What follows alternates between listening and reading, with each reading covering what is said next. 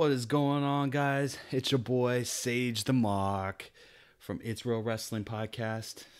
What's going on? Normally, I'm not the one who's usually introducing everybody. That's because my boy Ben Goosen doing good work for the community. But he does have a special message for you guys, and we'll definitely play that later. So, great week of wrestling this week. Absolutely great week of wrestling. Today, we're going to definitely go over what everybody wants to talk about. We're going to be hitting that Daniel Bryan comeback, the ultimate underdog coming back. We got that ultimate deletion that dropped on us Monday, so we're going to go ahead and go over some reactions on that. Also talk about the newest inductee of the Hall of Fame.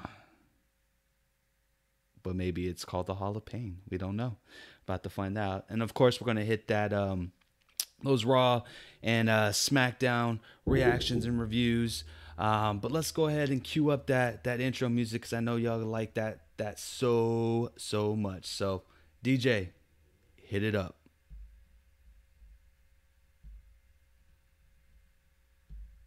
And we are live.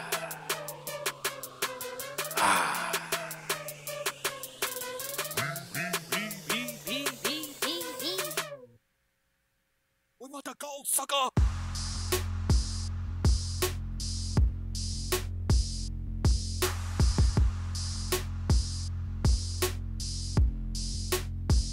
We want the gold, sucker.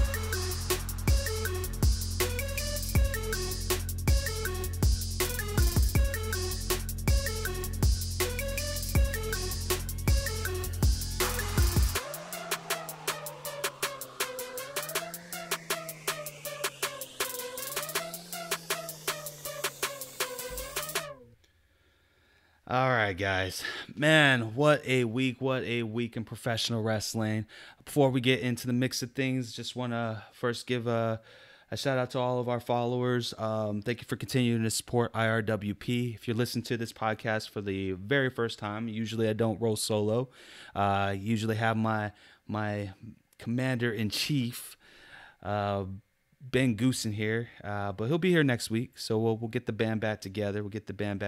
But hey, again, if this is your first time, make sure you hit that subscribe button if you're listening live to us on YouTube.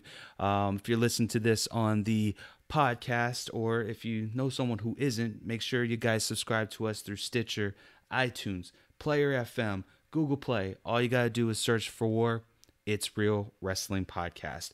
We're also on Twitter. You guys' social media account on Twitter, hit us up, Real WrestleCast, or if you're on Instagram, It's Real Wrestling Podcast.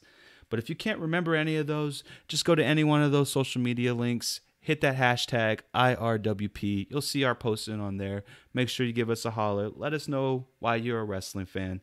We love communicating with our community. So make sure you guys hit us up. Let us know what's going on. If you like to get your opinions out there and you don't want to articulate it in 147 and 3/4 of a character, you can always hit us up on our hotline, 419-777-IRWP, or visit our website, irwp.us. And enough of all that plugging, guys. Let's get into this, man. So, first and foremost, this week of wrestling for me was absolutely amazing. With all the things that have transpired throughout the week, it really reminded me of why I love professional wrestling.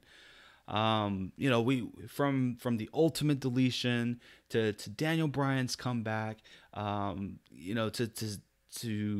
even the beatdown that Roman Reigns, received. To be able to suspend belief is one of the things that I absolutely love about professional wrestling. So I got to start. I definitely got to start, guys, at the ultimate deletion. And for those people who don't know what the ultimate deletion is, the ultimate deletion is part of the Broken Universe of Matt and Jeff Hardy. Kind of think of it as like a mini series mixed in with some wrestling and then a whole lot of tomfoolery. It's it's meant to entertain more than anything. And the common consensus is you're either going to love it because it's different and because it's funny or it's unique, or you're just going to hate it because you just like traditional wrestling. I am of the belief that I love to be entertained, and as long as a good story is being told in the process, that's really what gets me. This is actually the fourth installment of the Broken series.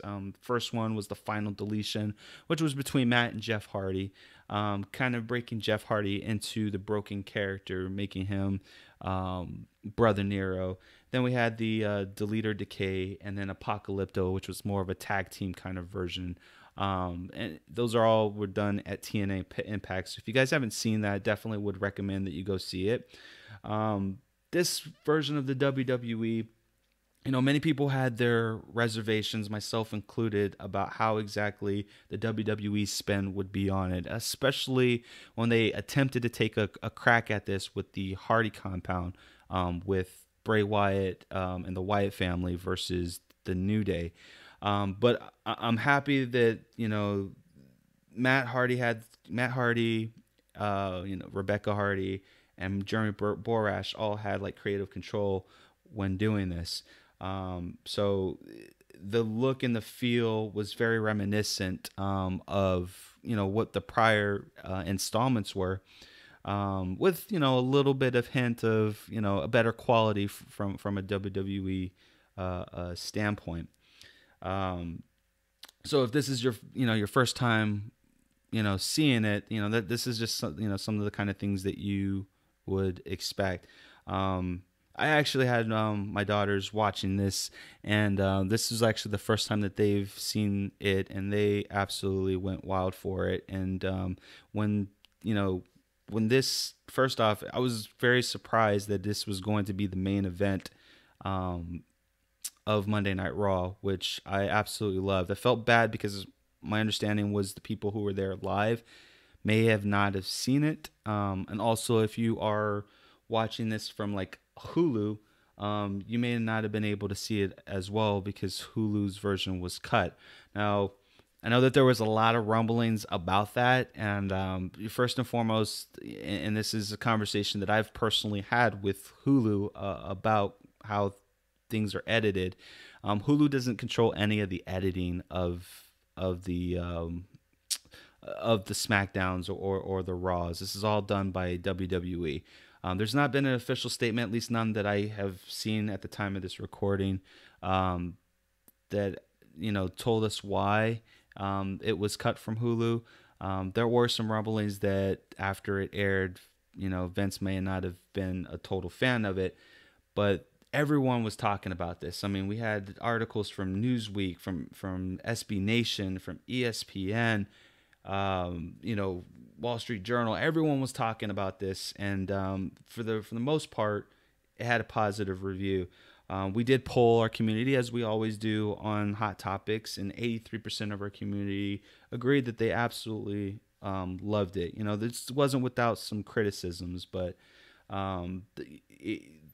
the event itself, centered around Matt Hardy and and his family, inviting Bray Wyatt into this compound.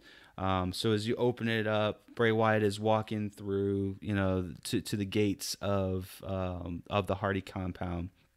Vanguard 1, which is the robot, the drone that you prominently see throughout the series, comes in. A holograph projection of Matt Hardy comes out, tells Bray Wyatt, "Welcome to the compound." Follow the music, and you hear the classical music going on in the background, which I absolutely loved. I wanted to make sure that first and foremost that, Rebby Sky, she's a big part of this, and I wanted to make sure that she was playing the piano, because her playing the piano is just amazing. It gives that that ambiance to Matt Hardy's character, to kind of make him feel like loopy, and it just gives it a sense of purpose, which is absolutely what I love. We didn't get to see outside of the the promo trailers. We didn't get to see any of the kids, which I'm fine with. I think this was more of an introduction into it. So, Bray Wyatt eventually gets to the ring. You see Rebby playing the piano. And the one thing that I absolutely loved was that they started wrestling in the ring, but in their attire, like not their ring gear attire, but just like their normal dress attire, jackets and all, beating up on each other. And then when I was wondering how they were going to end up transitioning outside of the ring, because that's really where it starts to get crazy and a lot of fun. And when Bray Wyatt started getting the upper hand on Matt Hardy, I loved Vanguard 1 initiating the Boomstick Protocol, which was essentially just a whole bunch of fireworks going out crazy. It was just completely amazing. I absolutely loved it. They all ended up getting outside the ring, and then they started, fighting, going to the different places outside of the Hardy compound. We had the Dome of Deletion, which was basically a shed with a ring where Matt goes and he practices, but you see the lawnmower, and you see the rocking chair, and the lawnmower is significant because in the previous elements of the Deletion series, it was used to kind of mow over Jeff Hardy's lawn, which he has it all. He has it all laid out in his symbol that you see him wear. So Matt uses that to kind of trash it to start their feud. But it was good to see that was still prominent inside of this particular series, or this particular episode of the series. From there, we had the Dilapidated City, and this is where I absolutely, and I know I'm not going in order, so don't kill me, but I absolutely love the Dilapidated City. Dilapidated City was kind of giving, this is where you started to see more of the character shine of Bray Wyatt. Matt was getting beat up, and then he tells Bray Wyatt, hey, do you remember, does this look familiar? And then all of a sudden, Bray kind of goes into this little remembrance trance about his Hardy compound and his fight with Randy Orton last year, where it was set ablaze and on fire. And I loved it because you just, like, Bray is a great method actor, like, especially during this entire process. You got to see stuff that you don't really see from him inside the ring.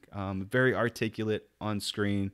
And I think that's what we needed from Bray. This is the side of Bray that we don't get to see. And maybe it's because it's hard to translate that inside the ring. That's kind of my guess about it. But he comes outside of the trance, and I think that from there they transition to the field of obsolete men. And this one was kind of crazy. It's basically a tombstone, and all the tombstones have like symbols, Hardy symbols and things like that, instead of headstones. So I thought that was pretty funny. It was more of like I guess the best way to kind of describe it, and I think that we have all universally described this as like a Scooby-Doo episode where everybody's going into one door and coming out the other door, and it's like a cat and mouse kind of game. So that was kind of going on for a good 30 seconds until Matt kind of just lost them. And I think actually from there, I think they went to the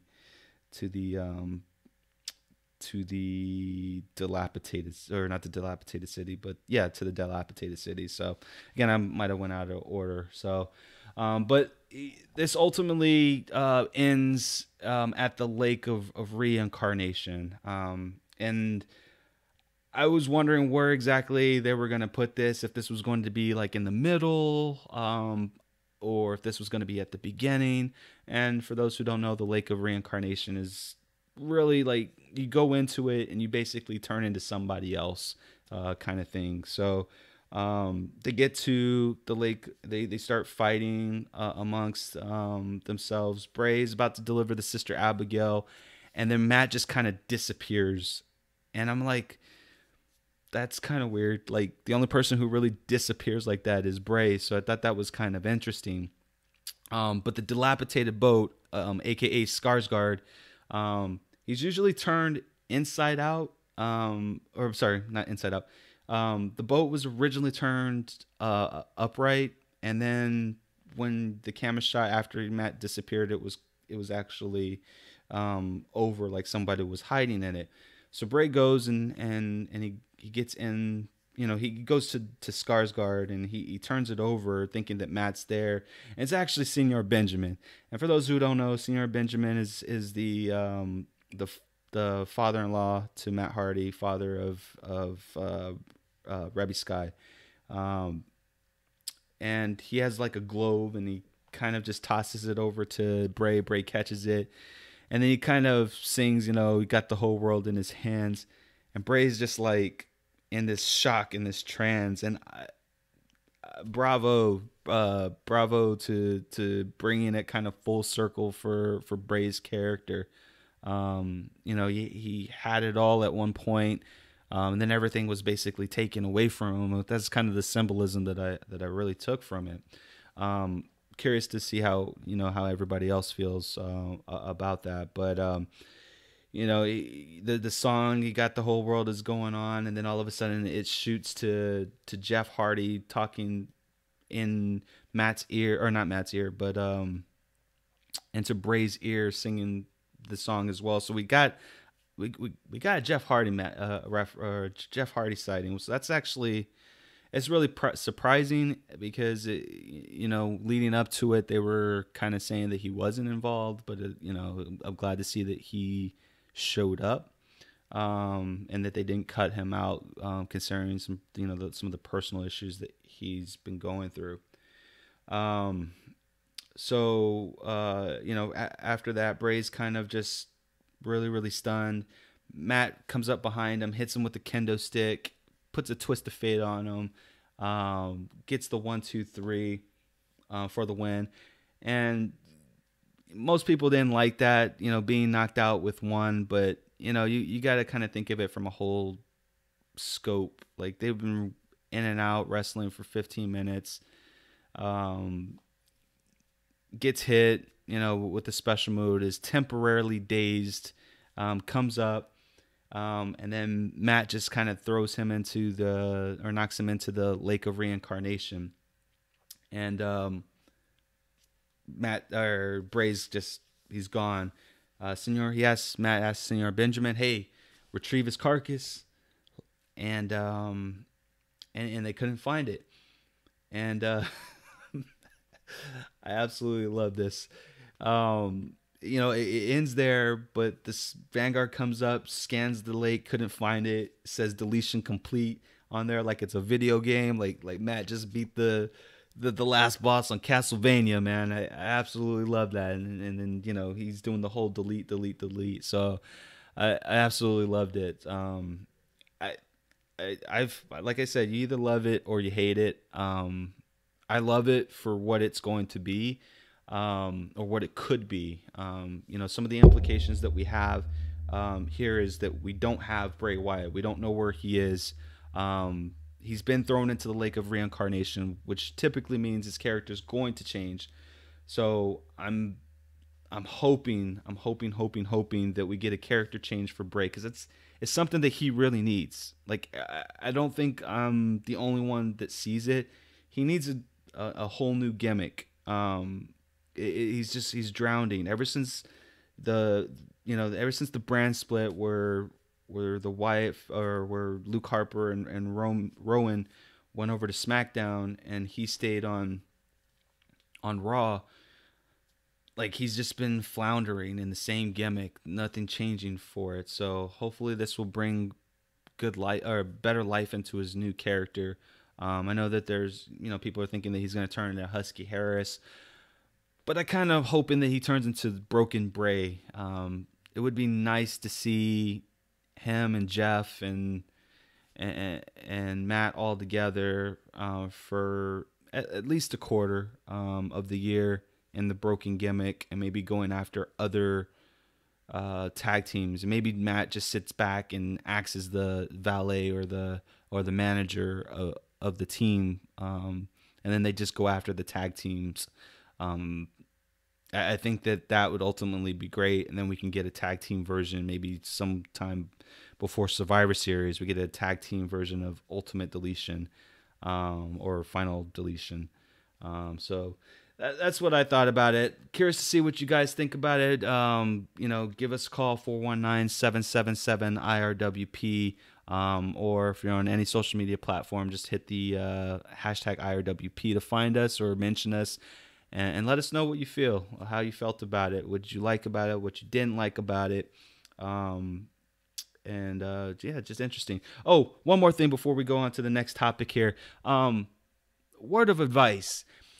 If you are, regardless of what you personally feel about your product, you should never crap on it. You should never shit on it. Michael Cole burying it at the very beginning before they actually aired it. Not cool, man. Not cool. I get it. You're a Vince boy. You don't, this is not traditional. This is something that you can't subscribe to or that you can't suspend belief for. But your comment, this is probably a comment that would have been better said by Coach than by Michael Cole, the play-by-play guy. So I just thought that was very distasteful and disrespectful. I don't think that it was in kayfabe that he said it. I truly believe that he's just of the mindset of the old mindset that this isn't gonna work or this just doesn't like it. And it's funny because you wouldn't say that to Hogan, popping up and doing his Hulk up, or the Ultimate Warrior, doing fireballs and stuff like that. Well, those were the golden ages and the great part of professional wrestling. And this is kind of bringing it back, and you're just stuck in your ways, man. You just don't ever do that to your product again, Michael Cole. You about to get the dunce of the year, homie. Just saying. And for the creative team, whoever's responsible for the cuts, y'all stop cutting the good stuff. No reason y'all should be cutting the Ultimate Deletion. The Ultimate Deletion is greatness, and it's still to this day is not in full on your YouTube channel, which is I not on your YouTube channel. It's not on the network. Where can I see the replay of it if I missed it on Hulu? Please let me know, because I pay $9.99 for stuff like this, and for some reason I'm not getting it. So with that being said, let's get into the other big news of the week, and that is the return of the ultimate underdog. That's right. On Tuesday, yesterday, midday, we got the announcement via social media that Daniel Bryan has indeed, you know what? I got one better. Before I even go into this, Ben Gooson's got some words for you guys. So y'all just listen up. Yo. It's your boy Ben Goosen. I'm actually calling into the phone lines this week. I was trying to call and get a hold of Sage the Mark. I think he may even be doing the show, as he's probably going to let you guys know. He's got to roll solo because old Ben Goosen is doing the good thing in the community with some children this week. But I am calling into the show just to drop a quick line and say, Sage the Mark, it's a beautiful Wednesday morning, and I have to call and tell you I am sorry. So why am I sorry? For well over a year now, easily, I've been saying that Daniel Bryan will never wrestle in the WWE again, and your boy is definitely wrong. After this week's SmackDown, we had the announcement on Tuesday. Daniel Bryan is back. He's medically cleared. He's seen 256 doctors, and they've all told him he's cleared. WWE has cleared him. Hugest, biggest news of the week. Biggest news by far of the week. He gets in the ring on SmackDown, says he's cleared, says he doesn't know when, but he will be back in the ring, and then he gets walloped he gets whooped on by Sammy and KO. So, Sage, I gotta say, this week, even though we missed it, I'm sure we'll talk about it in the next couple weeks. Maybe we'll have Shane and a tag team partner, Daniel Bryan, at WrestleMania versus Sammy and KO, which is kind of crazy because those dudes are supposed to be feuding. But most importantly, I just got to call and say I'm sorry. I was wrong. To all the marks. The marks. To all the marks, all those guys. I was wrong, and I'm pumped. This is a good kind of being wrong. I'm a man. I'll fess up when I'm wrong. I'll tell you when I'm right. I'm okay with being wrong, especially in this case, because we got Daniel Bryan back in the WWE. Maybe he'll work part-time. There's so many different people he could fight against, especially since he's cleared. Whole crop of NXT guys. I'm not going to lie. I'm worried about him. Worried I don't know what's going to go on. You know, I don't want him getting a concussion or getting hurt or anything like that. Definitely worried about him. Maybe he'll work a part-time schedule or something. Definitely worried about him. But I'm happy to have him back. And I am happy to call and say, Sage the Mark, I am sorry. I will buy you some delicious cold beverages when we watch WrestleMania together. I will buy you 2 hot dogs. I will buy you some sausage or some hamburgers. No, some hamburger, because I'll just buy you one to put on the grill. I'm going to have to cut him off right there. So, you know, don't want y'all knowing my secrets of my eating habits there. But you know what? Your boy Sage the Mark been saying this for years, son. I told y'all. Your boy DB is coming back to wrestle. And all I want to see, all I want to see is The Miz versus Daniel Bryan at WrestleMania 35. That's the money match. That's what I want to see.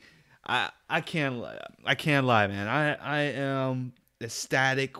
When I heard the news, when I got the alert on Twitter, you know, things are blowing up. Between that and the Ultimate Deletion, then Daniel Bryan's just like I gotta say, when I saw his name trending, I thought the worst.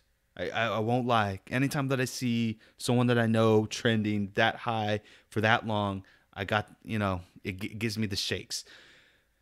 But I'm glad it was good news. And it was, I'm telling you, like from 2:00 all the way to 2 a.m, it was trending number 1. Daniel Bryan coming back, releasing, the WWE releasing him. So absolutely loved it. SmackDown airs, and that's the first segment that comes through. And right away, you know, right when he makes that announcement, you know, something spectacular happens. Something like just extraordinary happens.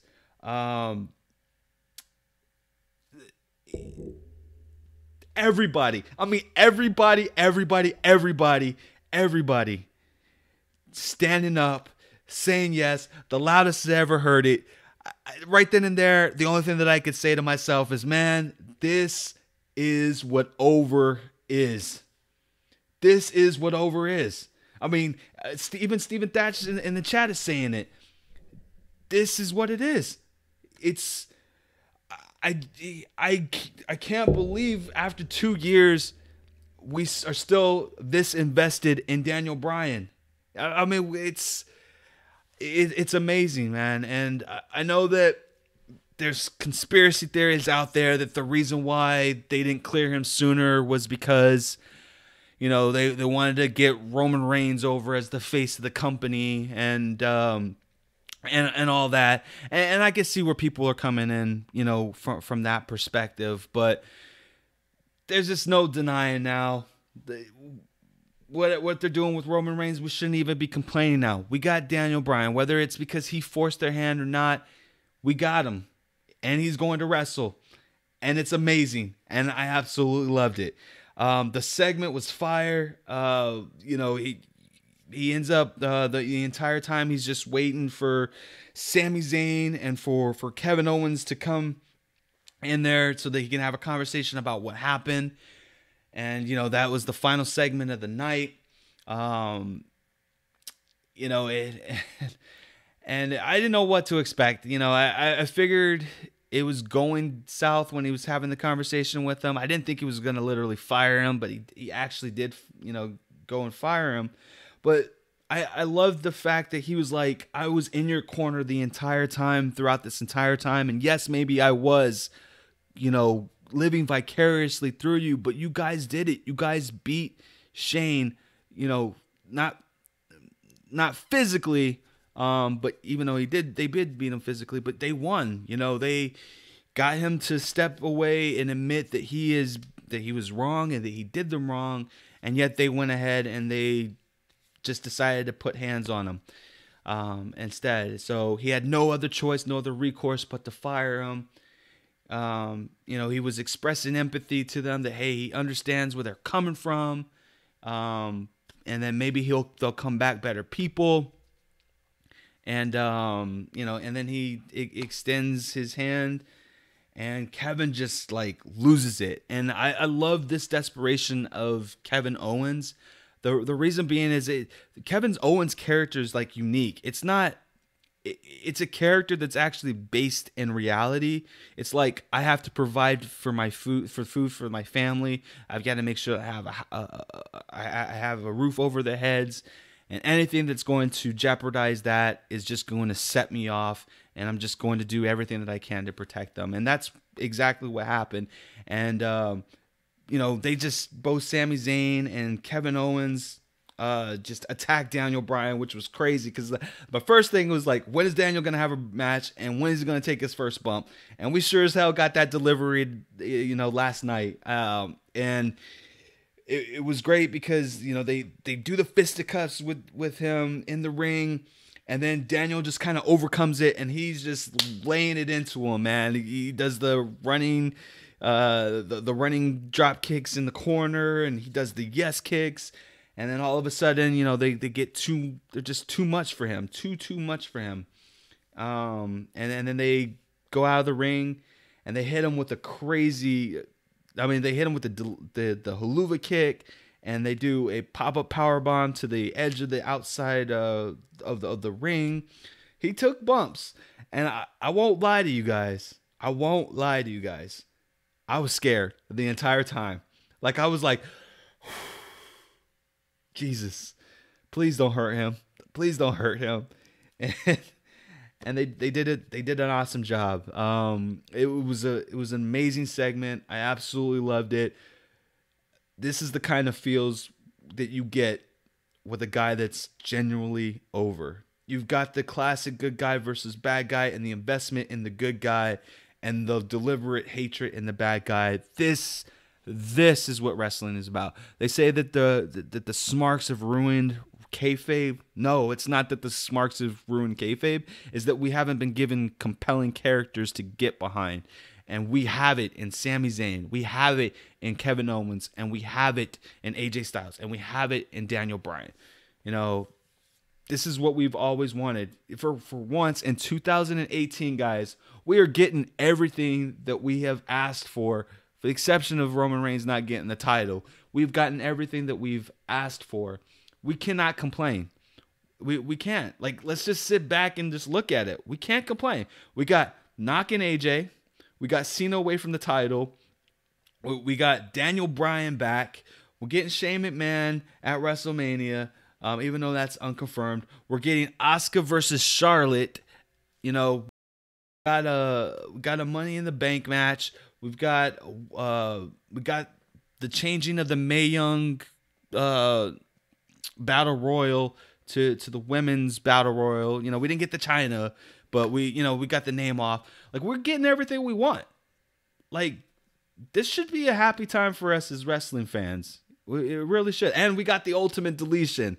Like, what else is there? Like, seriously, what else is there? We shouldn't be complaining. We should just be enjoying things as wrestling fans. So I'll get off my soapbox on that. Where do we go from here from Daniel Bryan? Aside from WrestleMania, you know, being likely a tag team match with him and him and Shane McMahon versus Cammy. Yeah, and my bad on that. My bad on that. We are also getting Cena versus Taker likely as well. So thank you so much for reminding me of that. I'm gonna have to blow this thing up. That's Thatch. My bad. That's Thatch. Yeah, I mean we're getting everything that we have asked for. So let's just be thankful, guys. Like literally, let's just be thankful. Again, where do we go from here? There's still some unquestions. I mean, we do some fantasy bookings here and there. Goose, was saying that, we're going to get some NXT guys versus Daniel Bryan. We get an Aleister Black, or we get a Adam Cole, baby, versus Daniel Bryan. Cien Almost versus Daniel Bryan. I would love to see that. Velveteen Dream versus Daniel Bryan. This is good, man. I'm marking out. Like I'm literally marking out at all the possibilities. The one question that I've been trying to get other, podcasters and other, community members to kind of think about is, one, with this new contract with this new revelation that Daniel is going to be wrestling, one, has he gotten a new contract? Because under his old contract, he wasn't under his old contract. My understanding, the one that's going to be expiring in September, does not have a non-compete clause in it. So theoretically, if he lets his contract expire, the next day he can go and wrestle for another promotion. So that's the looming question for me. Is he? I mean, did they make him sign a new contract to compete? Like, did they force his hand to give us 2 more years, and then we'll let you wrestle? I'm hopefully they didn't do that, but I wouldn't be surprised if that happens. And say that they did not have that type of non. Well, we'll say that if he did have that, or if they did force him or not. Does this have at all any impact on All In? That's my concern, because All In is supposed to be a 10,000, like they're guaranteeing 10,000 people, and I'm wondering if Daniel Bryan under low key was part of that deal to kind of help bring things in. So yeah, we'll see. So from there, the rest of Raw, it was okay. I mean, the major highlight that was there is that we got confirmation that Nia Jax is going to fight Alexa Bliss for the title at Mania, which, again, this is something that a lot of us have been asking for since last year, since Nia did the turn and dropped Alexa Bliss on her back. So definitely glad to see that. I have a funny feeling, though, guys, and this is just me. This is just the mark in me. I have a funny feeling that Carmella is going to cash in on that match itself and win the Raw Women's title. I have a feeling that that's going to happen. I wouldn't be shocked. I mean, that to me, that would be money. And then we had the, Roman Reigns coming out. It came out during Kurt Angle's promo, saying, hey, where's Brock? Brock's not here again. I told you he wasn't going to show up. The U.S. Marshals come out at the behest of Kurt Angle. They arrest they arrest Roman Reigns. And then Roman Reigns proceeds to put a beat down on the U.S. Marshals. So, I'm a big kayfabe guy. I like to suspend belief, but I also like to have some consistency among things. My first question is, why in the world would the U.S. Marshals be there to detain, like, at a wrestling event? Like, unless my law enforcement history, or understanding rather, is blurred. I always thought that the U.S. Marshals were basically glorified. I shouldn't say glorified. they're bounty hunters. I mean, they're essentially bounty hunters. I've always thought that that's what they do. And there wasn't anything, there was no reason for them to be brought in. So I thought that that was kind of weird. That's actually the only objection I had to that whole thing. But once the beatdown started to happen, Brock's music hits. Brock comes down the ring.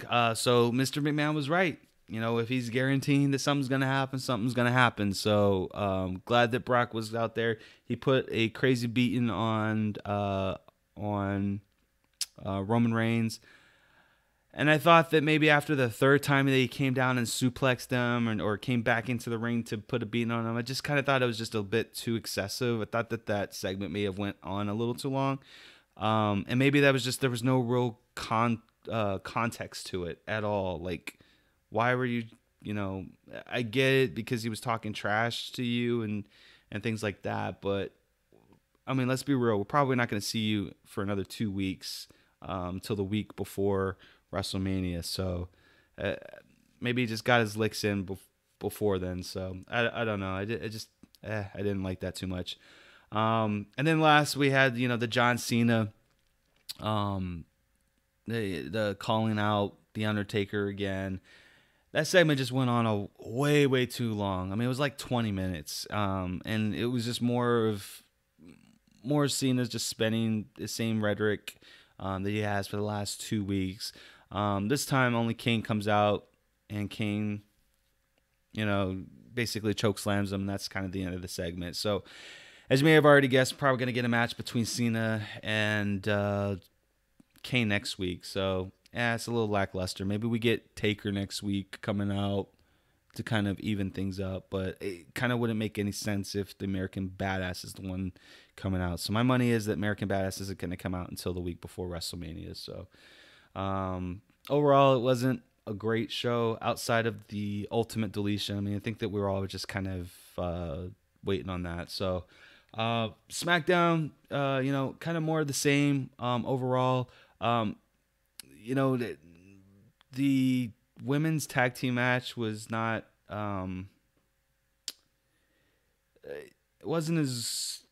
it felt a little rushed, I guess I would say. And I don't like the fact that Sarah Logan tapped out. Like, I don't like that at all. Like, I think that they're now starting to misuse the Riot Squad. I think that they should continue to be booked strong.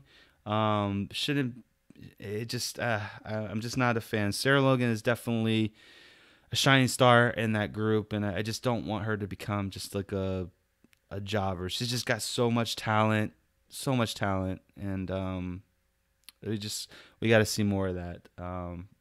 And then we had Charlotte and Natty have a match. And I think this is going to be a theme. I don't think they're going to have Asuka and Charlotte really have any type of interaction until the week before WrestleMania. So I anticipate another match, a rematch next week, seeing as though that Natty got the roll-up pin. I hope they don't make this a triple threat match. I don't think that we need that. If we do get a triple threat match, there's a good chance that Carmella cashes in on that match, and I would rather her cash in on the Raw match. So, but yeah, they're booking Charlotte to be a little weak, kind of like how they were doing Asuka. I mean, it's supposed to be competitive, but this is kind of a little bit overboard. So it kind of makes me wonder where they're going. If they're going to be playing the route where Natty's just attacking Charlotte's self-confidence week after week after week, and kind of that leads to her losing to Asuka if they indeed have their one-on-one match. So, but more to come with that. So, but outside of that, I mean, and then we had, the Bludgeon Brothers. Absolutely love the Bludgeon Brothers. But we did have a Ty Dillinger sighting. Unfortunately, it was a squash match that ended very, very, very, very bad. I don't know who was at fault, and I'm not going to place the blame, but Ty goes off the top ropes and Baron Corbin tries to go for the end of days, and yeah, that didn't really pan out too well. So it was very much botched, unfortunately, and those things do happen. So I just hope this isn't further burial of Ty. He's got so much talent, and they just don't put him with the right people. Unfortunately, he really should be fighting with the Nakamura's and the AJ Styles, because they're such great chemistry. And if you don't believe me, go back to NXT and you can go and see, his match with Nakamura, or his match with anyone who starts to debut. Like he's usually the gatekeeper. He usually was the gatekeeper, and he put on a hell of a match. And now they're just like not using him. So my hope is maybe after Mania we start seeing a better push with him and Rusev. So we really need that true mid-Carter field. So. But that was pretty much it in professional wrestling. A great week, guys. Absolutely a great week of professional wrestling. We want to hear from you. So, don't be a stranger. Don't be a stranger. Let us know how you feel about the shows. What I may have didn't cover that you enjoyed. Things that you want to hear change, let us know as well. And before we go ahead and sign off, I'm gonna go ahead and get you guys those shout outs for the week. So first and foremost, thank you so much for those who came out in the chat. Stephen Thatch is our regulars. Thank you so much, buddy, for joining. We got some new followers this week. We've got M Tranquil.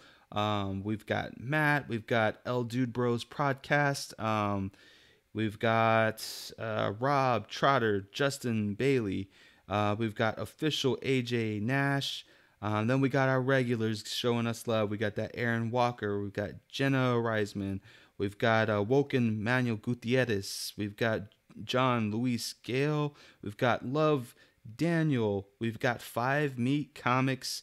Thank you so much. I know he watches the Hulu version, or they watch the Hulu version. So again, WWE, you guys got to get your game up on that editing cut, or give us an extra 30 minutes on Raw, because it's just not working out. We've got Smark Mouth. We've got Pod Genie. Thank you so much for showing us love. We've got Smark to Death Podcast. Thank you so much for showing us love. And then last but not least, we have Adia Chewy, and I apologize if I mispronounced that name. Thank you so much. One other thing. When it is Black History Month. I'm sorry, it is International Women's History Month. So definitely want to give a shout out to to that. Every week we want to give a special shout out to a woman who has kind of helped define professional wrestling over the years. And this week, I want to go ahead and give that special shout out to China. Definitely inspirational, wrestling wise. Definitely an inspiration to the evolution of the women.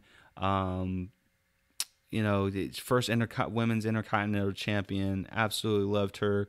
Her work with Eddie Guerrero. May they both rest in peace.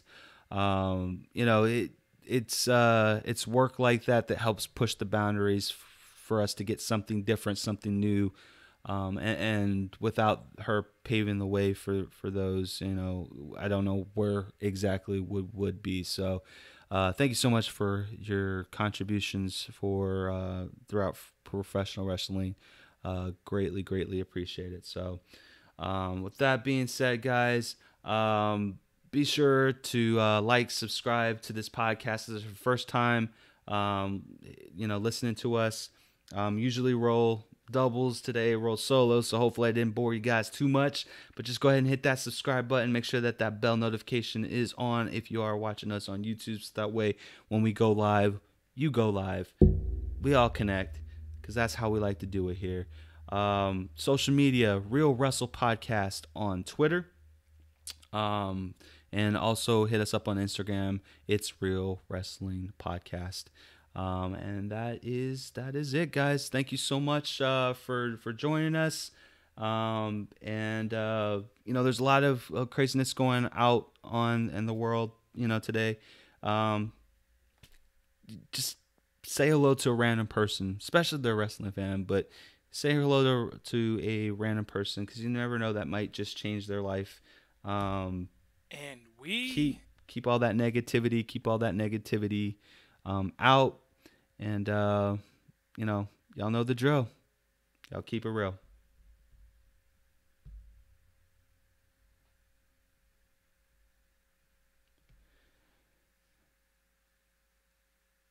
Hey guys, this is your boy Sage the Mark. Thank you so much for listening to another episode of It's Real Wrestling Podcast. Make sure you guys hit us up at It's Real Wrestling Podcast on Instagram, on Twitter. Hit us up, Real WrestleCast.